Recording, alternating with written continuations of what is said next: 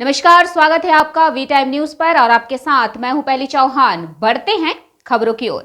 सूरत शहर जिला कांग्रेस ने आज एक प्रेस कॉन्फ्रेंस आयोजित की, जिसमें बड़ी संख्या में कांग्रेस से जुड़ने के लिए सदस्यता अभियान शुरू किया गया।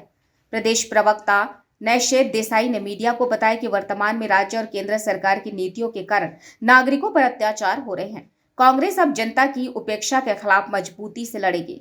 कांग्रेस घर घर जाकर नागरिकों से संपर्क करेगी और लोगों को पार्टी से जोड़ने के लिए विभिन्न कार्यक्रम आयोजित करेगी। साथ ही जनहित के मुद्दों पर सरकार के खिलाफ आंदोलन और प्रदर्शन भी किए जाएंगे। कांग्रेस इस आंदोलन के माध्यम से जनता की आवाज सरकार तक पहुंचाने की मंशा रखती है और आने वाले दिनों में इसके लिए एक विशेष रणनीति तैयार करेगी। लोगों के साथ अन्याय हो रहा है, कांग्रेस उनके अधिकारों के लिए सड़कों पर उतरेगी, वह मजबूती से लड़ेगी और जनता की आवाज सरकार तक पहुंचाएगी।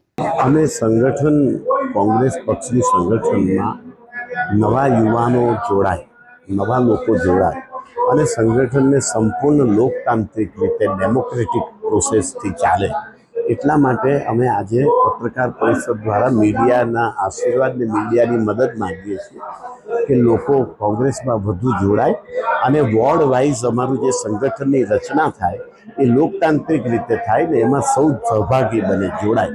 એટલા માટે પ્રચાર પ્રસાર અર્થે સંગઠનનું સૂજન અભિયાન જે એઆઈસીસી અને પ્રદેશ સમિતિએ જે પ્રત્યેક જિલ્લામાં સંગઠન સૂજન અભિયાનમાં પ્રાણ પૂરવાનું જે આયોજન કર્યું છે એના ભાગરૂપે આજે આ પત્રકાર। वी टाइम न्यूज के लिए सूरत से अंकित दुबे की रिपोर्ट।